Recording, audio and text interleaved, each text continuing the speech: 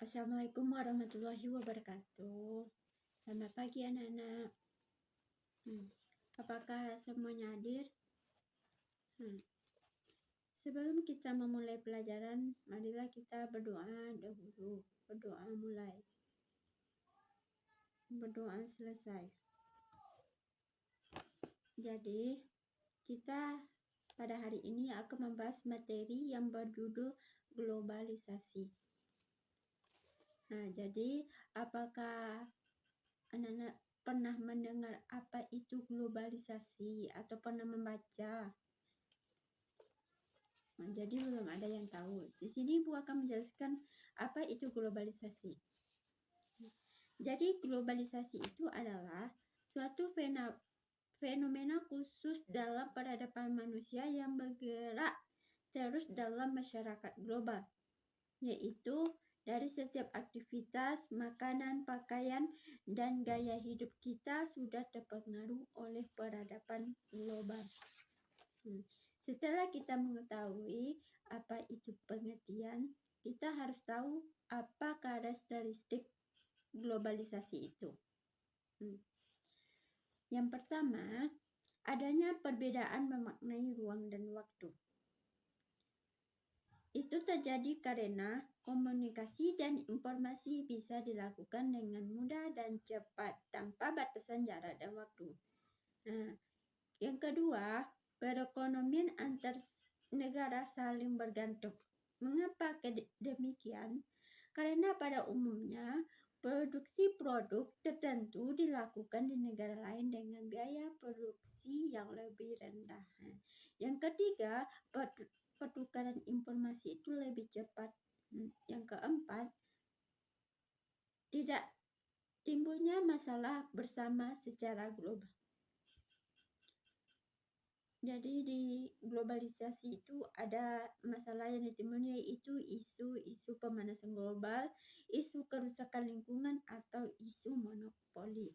Yang kelima, terjadinya pertukaran budaya, di mana interaksi antar kultur antar negara menjadi lebih sering terjadi.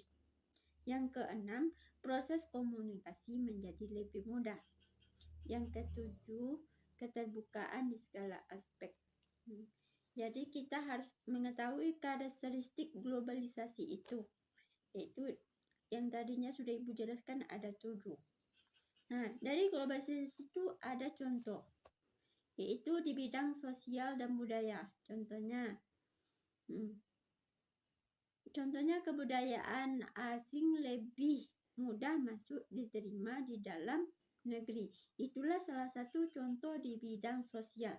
Yang kedua, contoh globalisasi di bidang ekonomi, yaitu membeli barang dengan menggunakan kartu kredit atau melakukan jual beli secara daring, e-commerce. Yang ketiga yaitu contoh dari bidang politik, yaitu memperluas dan meningkatkan hubungan dan kerjasama secara internasional. Setelahnya kita lihat contohnya dari pendidikan, yaitu terjadinya pertukaran pendidikan. Yang kedua, belajar dan mengajar berbasis teknologi. Dan kita lihat sekarang ada dari sekolah-sekolah yang sudah menggunakan komputer atau laptop, itu juga termasuk dari salah satu contoh globalisasi di bidang pendidikan. Dari globalisasi itu ada dampak positif dan ada dampak negatifnya. Jadi kita harus tahu apa dampak positif globalisasi itu dan apa dampak negatif dari globalisasi tersebut. Yang pertama, dampak positif globalisasi itu 1. Perubahan tata nilai dan sikap. Contoh, cara hidup, pola pikir maupun ilmu pengetahuan dan teknologi dari bangsa lain yang telah maju. Yang kedua, berkembangnya ilmu pengetahuan dan teknologi ditandai dengan kehidupan sosial ekonomi yang lebih produktif, efektif, dan efisien. Yang ketiga, kehidupan menjadi lebih baik, ditandai meningkatnya turisme dan pariwisata menjadi berkembang. Dan sekarang kita akan membahas apa sih dampak globalisasi itu. Yang pertama, lunturnya nilai budaya asli.